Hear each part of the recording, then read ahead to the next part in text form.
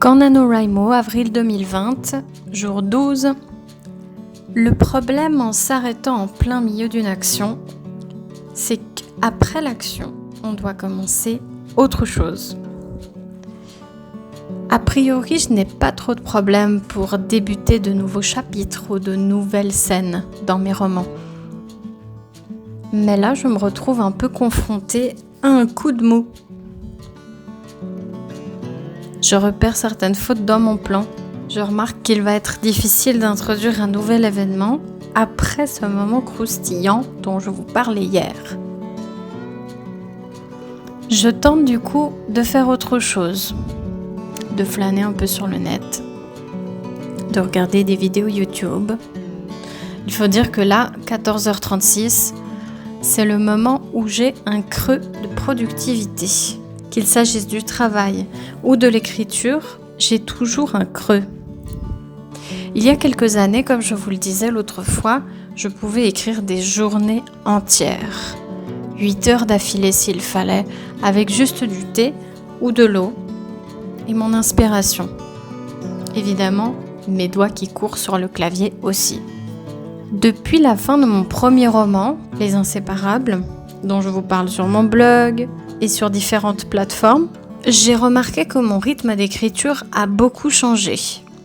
Je reste dans la stabilité, c'est-à-dire que je m'installe à mon ordinateur le matin. Je suis toujours très productive le matin. Mais là où avant l'élan me permettait de continuer jusqu'à la fin de la journée et où à 17h je devenais improductive car fin de la journée oblige et autres obligations obligent, aujourd'hui j'ai un creux. La plupart du temps, il intervient après manger. Mais là, par exemple, ce matin, j'ai juste pris un petit déjeuner. Je me suis installée devant l'ordinateur. J'ai commencé à écrire 700 mots, ce qui est vraiment plutôt pas mal. Et là, je dois parler d'un projet au sein de l'Institut, Fête de la musique. Le nom ne m'est pas venu par hasard. Il vient d'une expérience que j'ai dans le social et pour laquelle il m'a fallu mobiliser certaines ressources artistiques autres que l'écriture. C'était un projet très sympa et je pense justement m'en inspirer pour cet événement-ci. Alors je pensais que ce creux ne surviendrait pas puisque je suis extrêmement motivée à écrire la constitution du groupe qui va animer cet événement musical. Mais le voilà, ce trou, il est là. Instagram, j'ai fait le tour. Facebook, j'ai fait le tour. YouTube, j'ai fait le tour. Que faire ?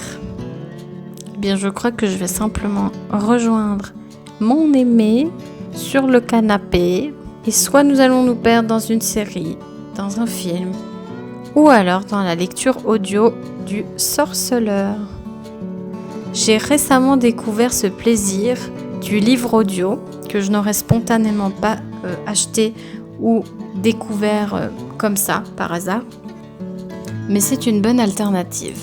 Dans une de mes prochaines vidéos, d'ailleurs, je vais vous parler du premier livre que j'ai lu à voix haute à mon chéri il y a plusieurs années. C'est un exercice que j'ai adoré faire et il a plutôt apprécié cette lecture. Et c'est vrai qu'avec le recul, je trouve étrange que je n'y sois pas revenue à cette écoute active qui est d'ailleurs aussi de la lecture, que ce soit pour les personnes qui ont plus de peine à lire ou bien tout simplement pour changer de support.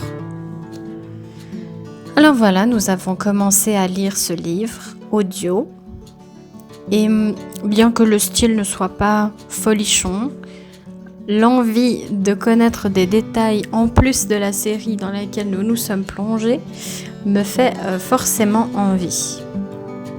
Je pense que ce sera mon programme pour la majeure partie de l'après-midi, puis je reviendrai à mon texte. Et avec un petit peu de chance, j'aurai envie de vous lire un extrait. Du coup, je vous dis à tout à l'heure.